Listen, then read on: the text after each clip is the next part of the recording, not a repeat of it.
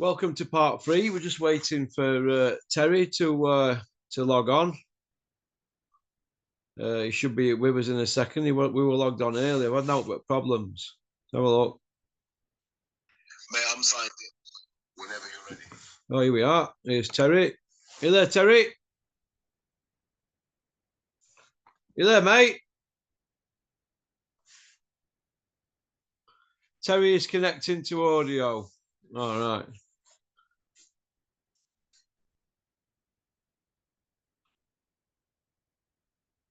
It says you're connecting to audio, so it must take a few seconds, Terry, to connect.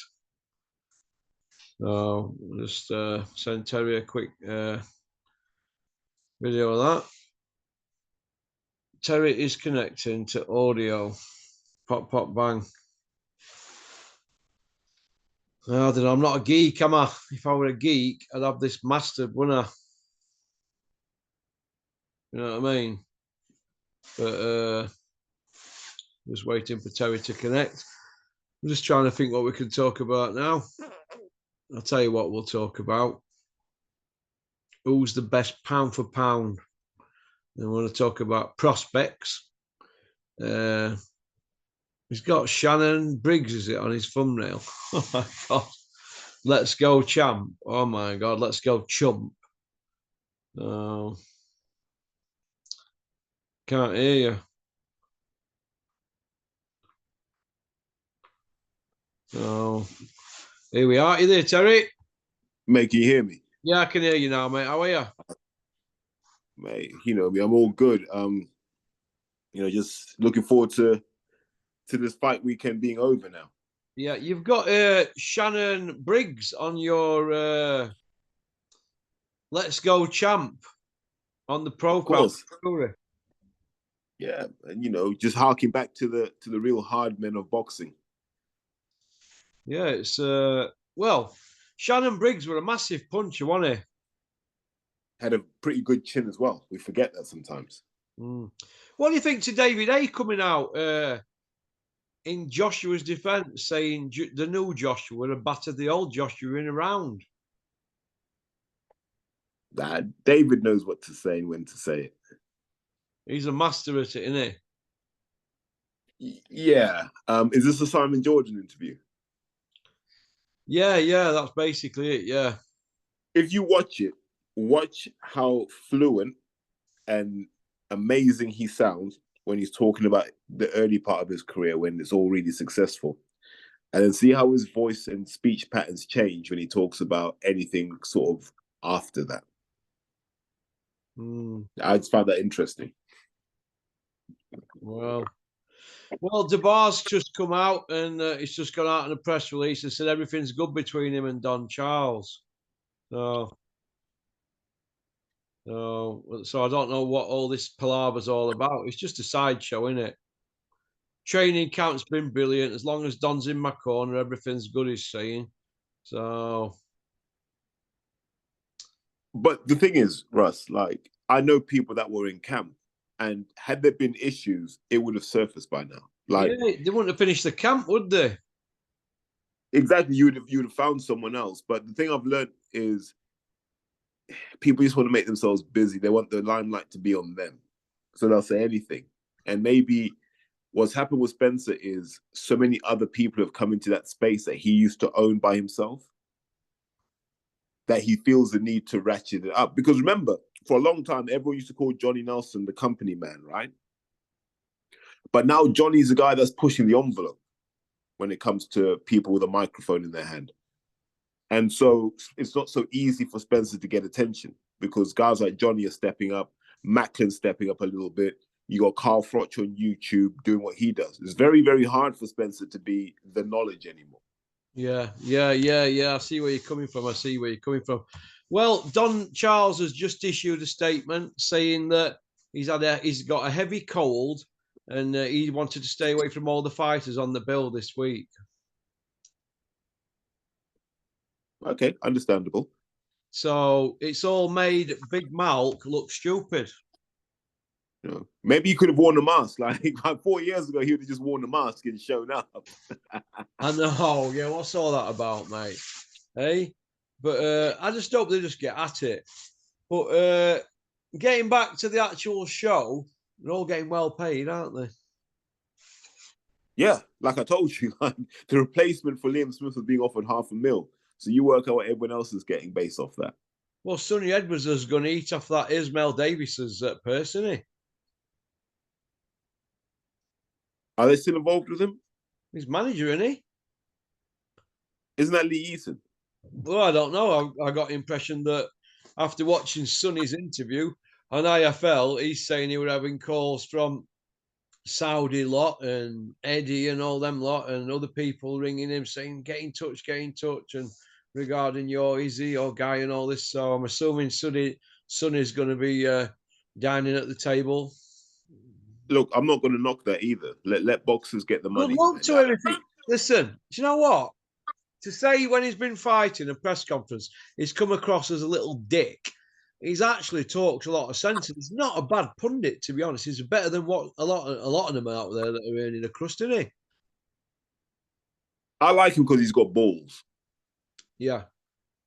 He's got balls. And he knows he's going to alienate people in the sport, outside the sport. But he doesn't care. No, he don't care, does it? He's not bothered, is it? And he's like me. I don't give a hoot. Me, I've got to the stage now where I'm not going to be silent for nobody. But I've got to go tip in a minute. Got to go to tip in Sutton, Norris Way, I think it is.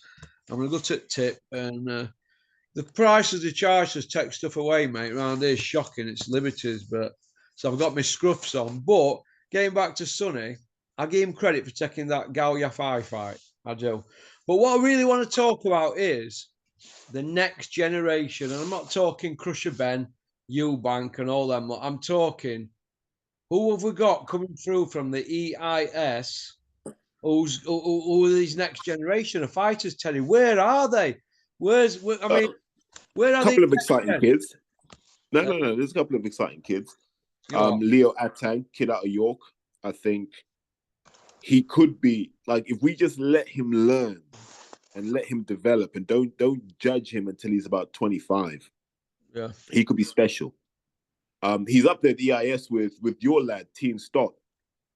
Tien. So, like, yeah. So they're quite pally, actually. And I'd put those two in the same basket of guys we should be excited about. There's another kid, Ellis Trowbridge, Duke McKenzie's kid, who is doing really good things up at the EIS as well. So I think he's going to be doing some tournaments soon. And then there's a couple of other kids, like Frank's just signed a kid, Elliot Elamasi, who I used to train before the pandemic. And like, just to see how far he's come in 5 years. If he can hold it together and keep developing for the next 2 or 3 years, he'll be a problem at light heavyweight because he's as tough as they come. Long, strong, and can really work behind the jab nicely. So there's some kids coming through now. And I think what we needed, Russ, was we needed that post-pandemic period to kind of shuffle out some of the dead wood and then let some of these young shoots start to rise up.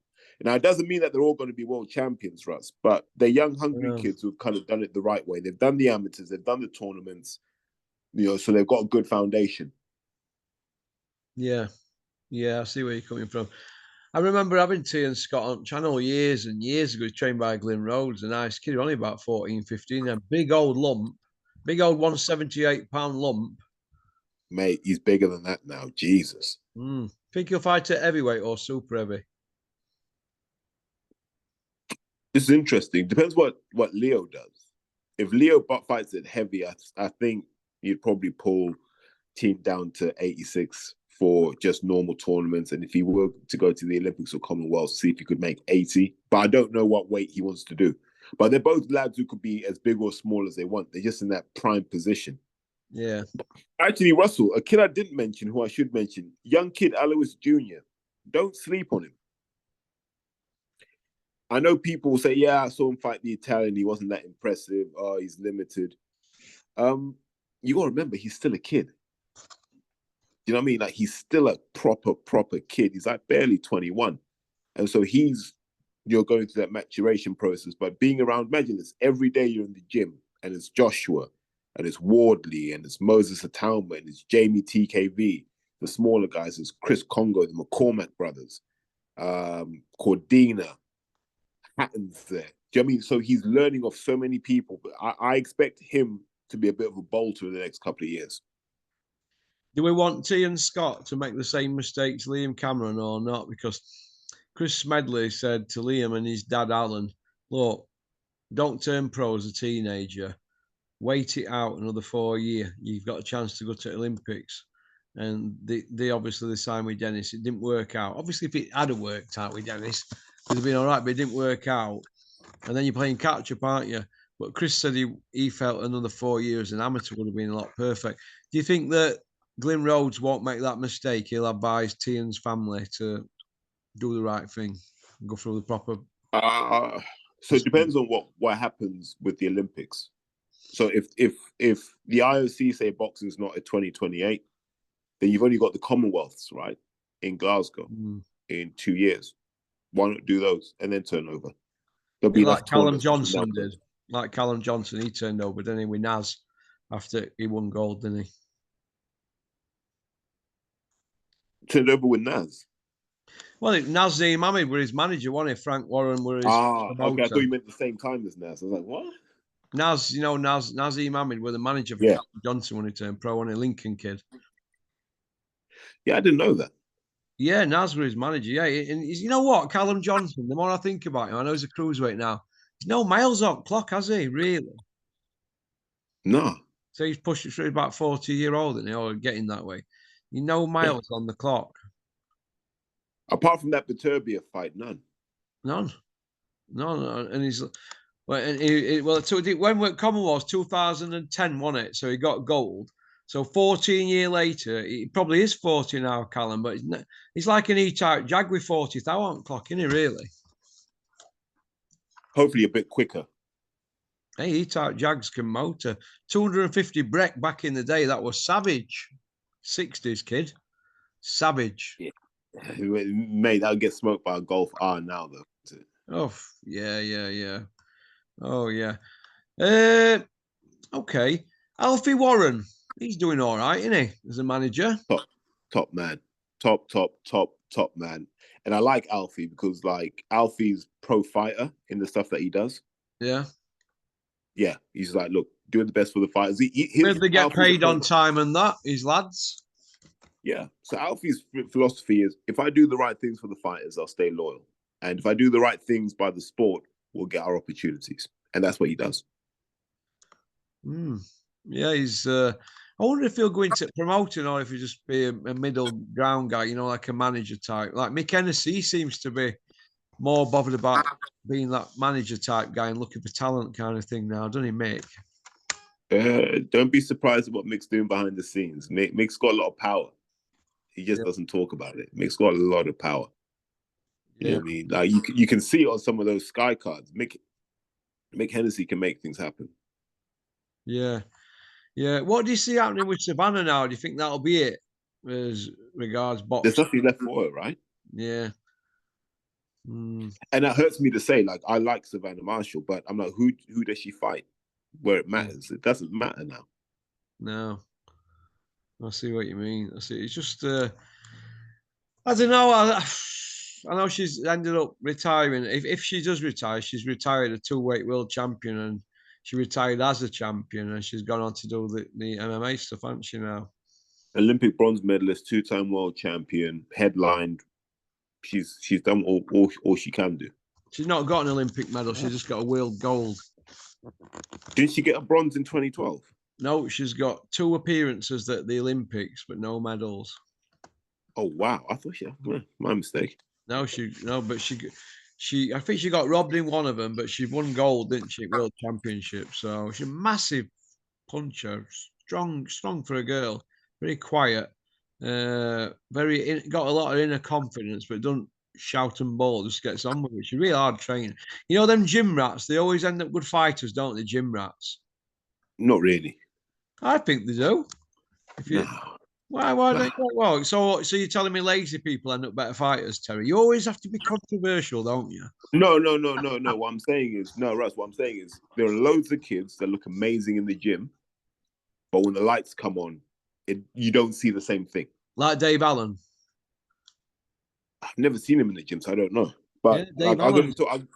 good trainer when he's there, when he turns up, but he never seems to do it on night, does he? Really? But Russ, I know lads who are always on weight, always in shape.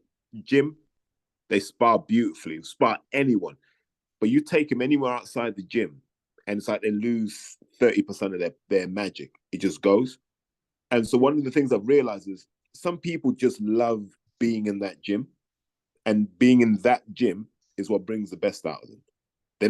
They fight, but they don't really care about the fighting as much as they care about being around their mates in the gym. They're just some kids like that. So you'll see a kid, Russ, look in shape, absolute monster, and you say to me, Terry, what happened to him? And I'll be like, fought 10 times, lost 6. And you'll be surprised. But I'll be like, nah, never wanted to box competitively. Just did it because everyone else was doing it. And there are a lot of kids like that in boxing. Do you know what when Frank Warren were recently asked who's best fighter he's ever seen, who never went on to do anything? And I'm going to tell you who mine is in a minute. The best fighter that Frank Warren's seen was Georgie Collins. Do you remember him? Oh, got smoked by Kirkland Lang. Was it Yeah, Kirkland Lang that smoked him? Pardon? Was it Kirkland Lang that just wiped him Kirkland, out? he had 2 losses in his career. Kirkland Lang were one of them. And the best guy I've seen, and Johnny Nelson agrees with me on this, who never did anything as a pro, were Errol Christie. He's the only guy from England to win every single national title in it all across the board. Errol Christie. Mark Caylor fought him, didn't he? Jimmy Tibbs fighter, Mark Caylor beat him. So it's interesting. So one of the guys in my gym now, he used to box with Errol in the Midlands as amateurs. Yeah. Like, because Errol also had a brother. So my mate Danny was mates with Errol's brother. And he was just like levels. Because like they're all part of that same kind of early 80s England team. So there would have been like Duke McKenzie in there as well and a few others. Yeah. He was just like, wow, different level. But like we said, Russ, like the gap between amateur and pros vast, mate. And there's a certain level of toughness the amateurs doesn't test that the professionals will test. And if you don't have that, it's a long, long road, mate. How do you know if your battery's low on a laptop, Terry? There'll be a battery icon in your bottom right corner near the clock. Can't see it. Oh, I think we're on. 2 seconds. Let me just put the charger at the same time.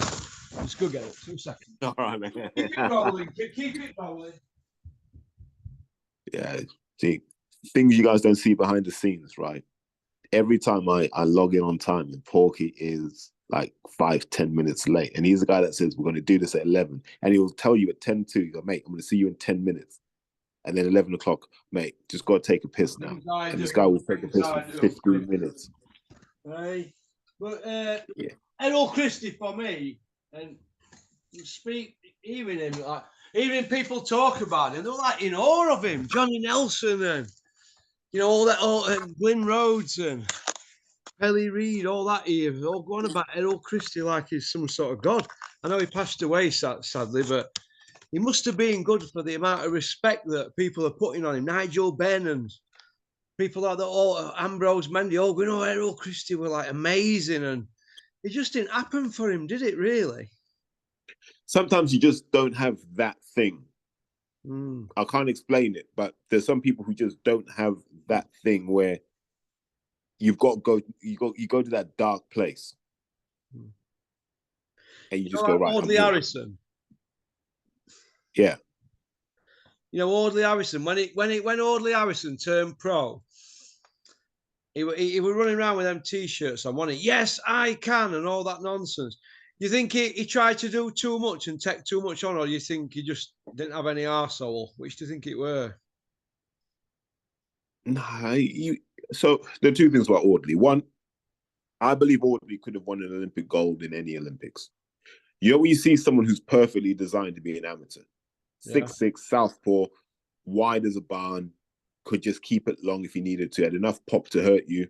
He had everything. I think he would have beaten all those guys like Vlad, would have given Teofimo Stevenson trouble. Not saying he would have beaten him 100%, but he would have given him trouble, would have given all of those guys trouble. His problem was he wanted to be his own man, right? because he'd heard so many stories about people getting shafted in boxing. So he's like, let me be my own promoter, take care of business. And so all the other promoters all clubbed together and said, we can't allow this to happen. And so that messed him up. Do you think I think that was emotionally. because he were a Brit winning a gold medal at that weight, and they were like, we're not having this kind of thing? Well, they just didn't want anyone else, I think, cutting into the cake. Yeah, yeah. You know, because Bricktop made a point of going after him, didn't he? Every column in the Sun, every time Audley were piping up or he had a fight lined up, Bricktop was there, wasn't he? Every single time. Do you know what I mean? Kind of thing. And do you know what's funny? He's working with Joshua now and all that. And if you look, the actual slaughterings he's give Joshua over the years, Bricktop, and now all of a sudden they're all swapping, spitting, shouting. It just, I can't get my head around it, mate. Yeah, but Russ, see, you like conflict, right? Most people don't like conflict because conflict is bad for business. It's just bad for business. So most people are just like, look, we got to make money here. If we argue, no one's making any money, so bite down and get on with it. Jonathan from Leeds has asked me, is Tommy Fury going to fight again, Porky, and what weight will he fight at? Well, it looks to me like he's in heavyweight at the moment, doesn't he? Yeah, he won't fight again. Nah, I don't think he's 10-0, isn't he? You think he'll be happy with that? I'll see him going over to MMA soon. That's what he'll do. Yeah. Yeah. Somebody said to me they could see Tyson Fury and Joshua fighting in about 5 years, but not as boxing on a Dana White show. The offer would be that big. It'd be massive. You know, something like 100 million each. What do you think? I just think the physical decline those two will face in the next couple of years will be such that you won't want to see him again. You can't take Anthony Joshua now. Maybe there's to an extent there's a bit of genetic factor. He might just be resilient, but that guy's been essentially in like a 15, 16-year training camp. Yeah. Right. Put his body through hell. Like you can see it when he trains now. He's patching himself up to train. Like he's starting to look like Froch did towards the end of his career, where you start to see the elbow sleeves and bit of strapping and this, that, and the other. You know, where you're holding yourself together. Yeah, Froch couldn't run for his last couple of fights. He couldn't run at all. Yeah, it happens. Oh, no, I think his last fight, he couldn't do the running like he had done. I think the second Groves fight, he did the running. I think it's the first one he didn't do the running. He was on the treadmill. No, it was treadmill first one. Because I remember going to his house. What are you doing, treadmill? He went, yeah, I'll be all right. Second one, it was bike. He was doing them up Donkey Hill, wasn't he? He had a bike, right? He did a fortune for this bike. It's hung up in his garage. And it's only got one gear to it, this really expensive bike. And he was doing doing a lot of biking. Do you know what I mean? Kind of thing. And he reckoned that were replacing the running. But a lot of people replace it with swimming, don't they? Yeah, low impact. Wasn't he chopping wood though? Yeah, he was chopping wood as well. Well, they all try something, don't they? So it's just exercise, isn't it? But everybody's looking for an edge, aren't they? A bit like that with black gloves and that. Do you know what I mean? It's all up here, isn't it? But black gloves one. or the red gloves, so it's a bit harder for you to see the punch. Well, his last defeat were in red gloves.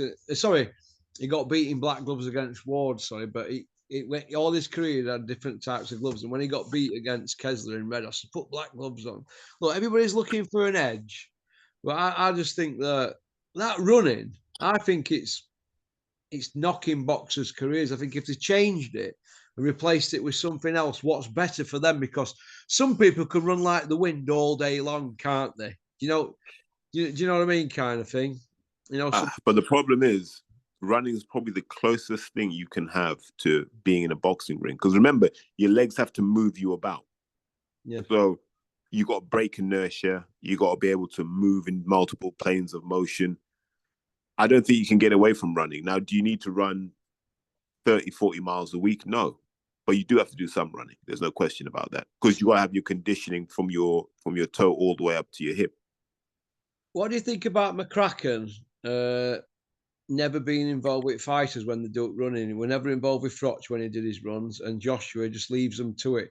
You think that's a good thing or a bad thing? Some trainers like to be there, like Joe G. They like to follow them in car, make sure they do it. other trainers, they say, look, it's up to you to turn up at this gym fit. Which do you think is the best way around that, Terry? Well, there's apps now. So with my boxes, I'm like, oh, you went for a run. Send me the screen grab. Let me see. Ah, I never thought of that. Yeah, so I look at the screen grab. I'm like, okay, he did 5 miles. He's doing a 8:30 pace. That's all right. I'm okay with that. 8:30 pace per mile, steady, cool. I'll just look at it. I look at the route. I go, okay. Shows me the elevation. All right. Or I might say, look, find a route with more hills next time because this is quite flat. So you can do all of that stuff. Then that's the kind of trust you got to have in your boxer. Like if I have to be on top of you to run, I don't want to train you because you don't want it badly enough. Clinton's like that. Clinton. He's like, if they're not turning up at training sessions, like Liam missed a few times with Clinton, and Clinton were like, we're done kind of thing, Yeah, I'm like that. Mate, Russ, well, when I was a kid, my parents never took me to any sport. I found a way to get there. Sometimes you walked for an hour. Sometimes you had to get two buses and a train. However you had to get there and get back. I mean, and I was a consistent trainer. I'd show up all the time. That's if you want it, you'll make it happen. And obviously, you played rugby in Zimbabwe, didn't you, when you grew up? Played rugby here as well. Played rugby as well. When you played rugby in Zimbabwe, were it more competitive than over here? Because they're big on cricket and rugby over there, aren't they? Yeah. Yeah. Mate, that was a massive learning curve because, like, I was quite casual about playing. I was like, I even play rugby. And you're playing these Afrikaner farm boys, mate. And, like, for them, it's life or death. And you're like, oh, my God. So it took me, like, about 4 weeks to learn how to get to their level. And then after that, it was just fun. Yeah. I see where you're coming from. Jack Massey has got Opie to you. How do you see that panning out? 10% chance of an upset, but Jack would have to be on his mettle to really, really make this work. For me, I think you've just, with guys like Opatai, I don't want to say he's had it easy, you know what I mean? But he's been made to look good, right? So you've just got to maul him. You got to make the fight nasty and horrible until he's there just fighting to try and get some space. And if your footwork's quick enough, and Massey just stays on him, I can see how Massey could bully him into a kind of ugly-looking win, but a win nonetheless. Why are trainers in the UK not teaching inside fighting? Because they don't know it. Salvador they weren't change them sort of styles. Because they weren't taught. No, is that born? Is it? You're born into that? Nah, but if you're from a inside fighting culture, or your gym did a lot of stuff on the inside, then you'll be all good at it. But inside fighting is this crazy thing that it takes years to learn and to master, because there's certain sequences you can do to open up the body and then just go after it, drop the hands, then come up to the head. But you've just got to know it. But to learn it means you're going to ship a lot of punishment yourself. I just think that a lot of coaching in UK, and I look at some of these styles in America and that, and Mexico, and I think some of the styles have got a bit more to the game, haven't they? Like Canelo. We're watching Canelo the other day against Billy Joe. Not once did he look, when Billy Joe were having bits of success, not once did he look flustered. Even when Amir Khan were blistering Canelo with flurry shots and all that, he never really looked flustered, did he? I knew he'd get him eventually. Yeah, do you think? Yeah, he's got that confidence of, I don't believe you'll stand up to my shots. Yeah, it's Derek Chisora. People saying he's going to have another fight. They all said he were wrote off 6 years ago on it. Caballel said, "Oh, Derek's done. Yeah. He's had loads of losses. He's still going strong at 41." But he entertains, right? So what do boxing fans want? Do you want to be entertained, or do you want to sit there bitching about someone's record? Which one's more important? You want to be entertained, don't you? Derek provides that. So we should be celebrating Derek for saying, actually, here's a guy who's not playing it safe right now. No. If that's not what you want as a boxing fan, cool. But let's stop ripping apart records when a guy's showing up to entertain. When you take the risks he does, you're going to win some, you're going to lose some. It's okay. Yeah. Yeah, it's a crazy, crazy business, isn't it, Terry? Absolute crazy. Let's incentivize risk taking in boxing. Let's just incentivize that. I'd love to say to Joshua, mate, if you get sparked up by Dubois, you don't go from number 2 in the world to number 2,000, mate. We can still put you in the mix. If you get sparked up by Dubois, cool. Fight Wilder. Get your money. Go fight Wilder. As long as you promise to be a gunslinger and go for it, cool. And the same with Dubois, mate. If you lose, we'll put you in with Wilder. We're not going to drop you down so you got to fight Nathan Gorman again. Those days are over for you. Fight Wilder. Make your money. Yeah. If we had that attitude, fighters would take more risks, I think. We'll finish on this one then, Terry. Shane McGuigan, where do you see him now in his future and where he's at now as a trainer? Because he's a young trainer like Ben Davison. That him and Ben Davison, they're saying are going to be the two that are going to be the big noises for the next 20, 30 years, aren't they? So where do you see him going now, Shane McGuigan? I think Shane's in a good place now. He's got Caroline, he's got Chris Billum-Smith, he's got Adam Azim, he's got his brother as well. Ellie Scottney's there. Spider's there. He's got a solid gym, right? And I mean that from a boxing perspective, but also from an economic perspective. So that gym can pay for itself with the fighters he's got. Yeah. He probably wants someone that can come in and replace Chris Billum-Smith at some point. And I can see why, because you want to make sure you've got a big biller in your gym. And so he'll be looking over that Ben Davison Performance Center and going, they can't all fit in that gym. It doesn't make sense. And so he'll be looking for opportunities himself. That's how trainers work. I think Shane's a good trainer. I think he's kind of nailed his formula. His lane is solid. Got a lot of time for Shane. So I think he's got a bright future. But he's got that same problem most people do, where can his body hold up to what he has to put it through? You know, same with Ben Davison. Can these guys' bodies hold up? Because they're young men and they're taking these heavy shots from guys like Joshua, etc. It's not great on the body. No. Yeah. And then you asked me about Ben Davison. Look, I think Ben's good at a number of things. What Ben was able to do was understand that most British trainers are crap. And if you've got two brain cells you can rub together, you can be a better trainer than 80% of British trainers. And he's done that. All that stuff he says, like, oh, we do film study and stuff. It's a red herring, man. Like, film study for what? Like, we're not that complicated a sport. Boxing is not a complicated sport. It's not like we're not fucking Castleford Tigers, for example, right? Where it's 13 on 13. So I need to be able to see tactical shapes and where people are running decoys and how they're setting up to take, their sixth play or whatever. That's when you need video analysis, when you're looking at a very complicated game of, some random events, some planned events. Boxing, you don't need film study too much, I don't think. I think you can, if you know boxing, you can figure it out. Yeah, you can, can't you, Terry? Great. Well, listen, it's been a pleasure. We've got 40, 80, 110, 112, 13 minutes. It's a good one, isn't it? 115 minutes, whatever. There you go, man. I'll send you the bill on Monday. Send me an invoice on Monday. Right. Well, listen, you'll be texting me no doubt when the show starts. I'll be texting you if you've got anything wrong, Terry. You know that, don't you? Well, you always do, mate. I'm a sod, aren't I?